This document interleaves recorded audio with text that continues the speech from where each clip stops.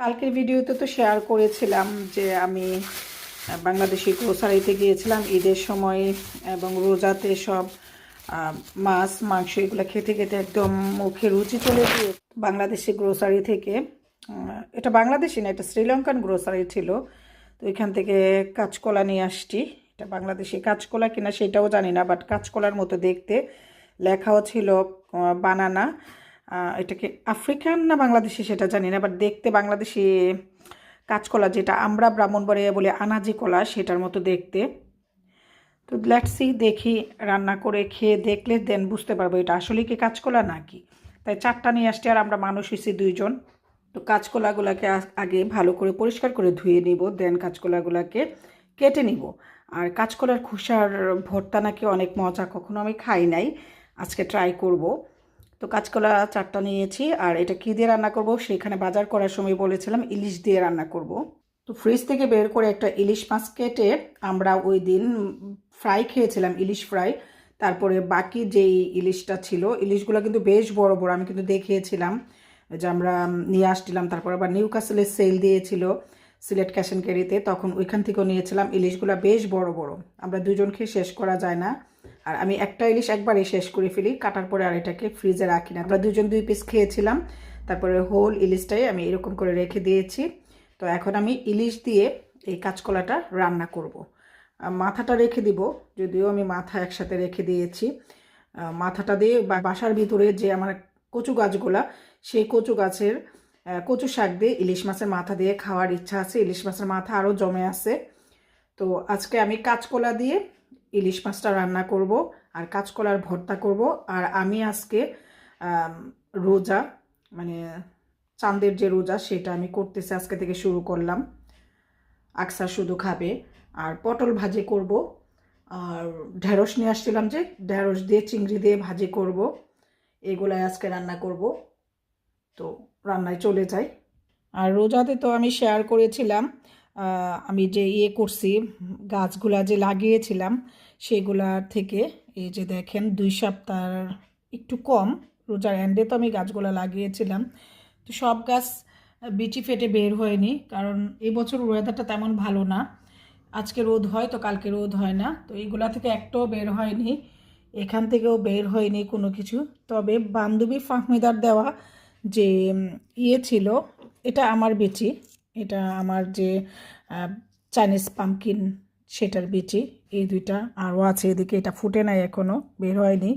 আর এই যে এখানে 3টা, এগুলা ফাহমিদার দেওয়া বিচি, সেটা থেকে ফুটছে। এই যে বিচিটা দেখাই একটু, তাহলে বুঝবেন। এই যে একটু কালো কালো যে বিচিটা ছিল, এটা এক ধরনের পামকিন, বাট এটার আমার অনেক শখ ছিল, এই বিচিটা আমার নাই। তো ফাহমিদা দিয়েছিল আমরা যখন লুটনে গিয়েছিলাম ডিসেম্বরে, তখন। তো ওর এই 3টা গাছ আমার হয়েছে এবং বেশ বড় বড় হয়েছে। নিয়ারলি 2 উইক্সের মধ্যে বেশ বড় বড় হয়েছে, বাট বিচিগুলো অপুক্ত ছিল, তো যে কারণে ডাঁটিগুলো একদম চিকন। আমি একটু জুম করে দেখাই, এই যে হেলদি না।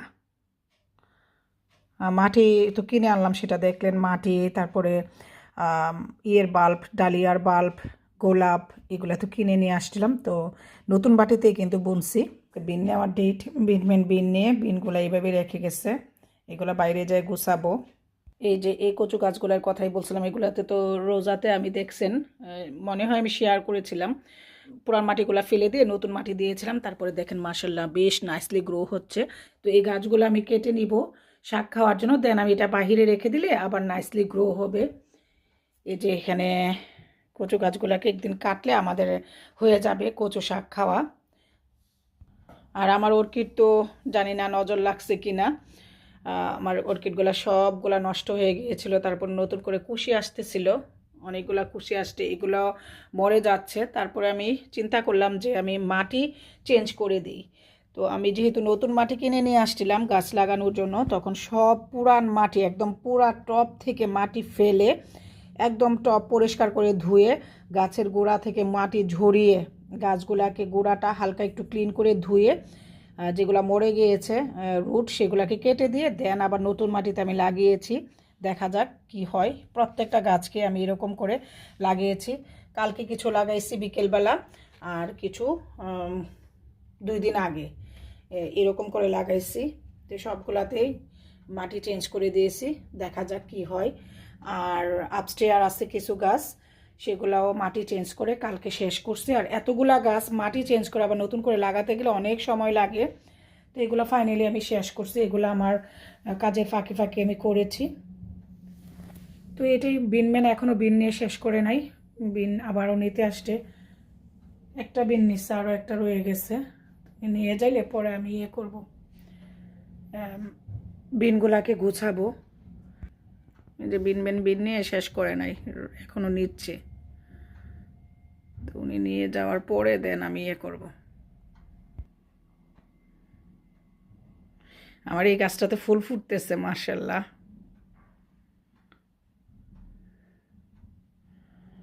তো এখন আমি রান্না বান্না শেষ করি, আর ওনারা বিন নিয়ে যাক, দেন আমি বিনের এইগুলা গুছিয়ে নিয়ে রান্নায় যাব।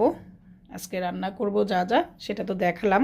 রান্না আর আজকে এখানে শেয়ার করব না, অনেকবার অনেক রান্না শেয়ার করা হয়েছে, তাহলে ভিডিওটা লম্বা হয়ে যাবে, আমার কাজও তেমনভাবে করা হবে না।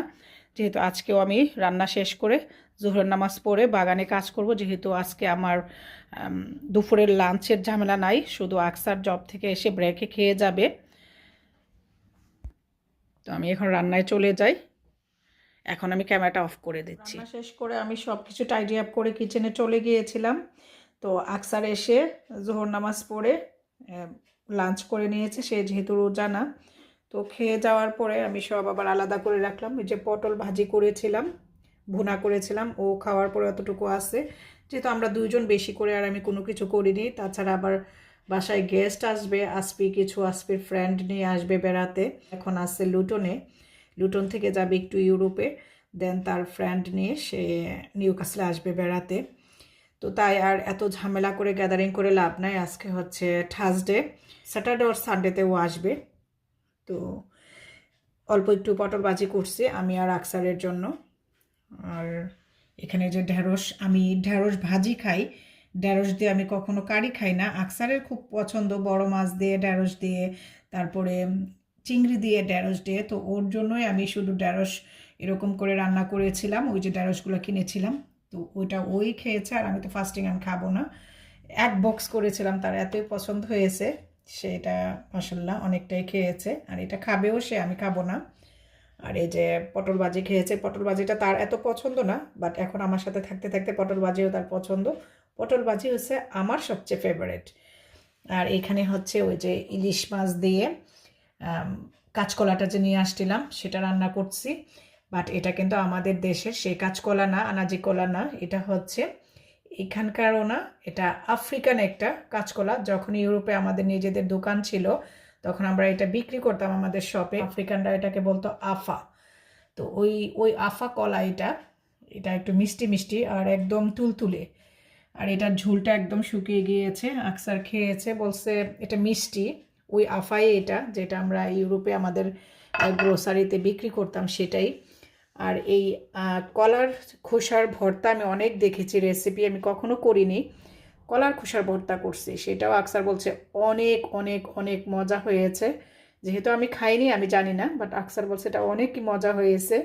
তো এটাও ও খেয়েছে, খাওয়া যাওয়ার পর আমি সব কিছু আবার উঠিয়ে এরকম করে রেখে দিয়েছি। এখন বক্সগুলা লিড আটকিয়ে নিব, দেন আমি বাগানে একটু কাজ করব। আমার যেহেতু আর কোনো এখন অন্য কোনো কাজ নাই। এই ছিল আজকে আমার রান্নাবান্না। বাগানে আমি কী কী কাজ করছি সেটা আবার পরে শেয়ার করব। এখন ক্যামেরাটা অফ করে দিই।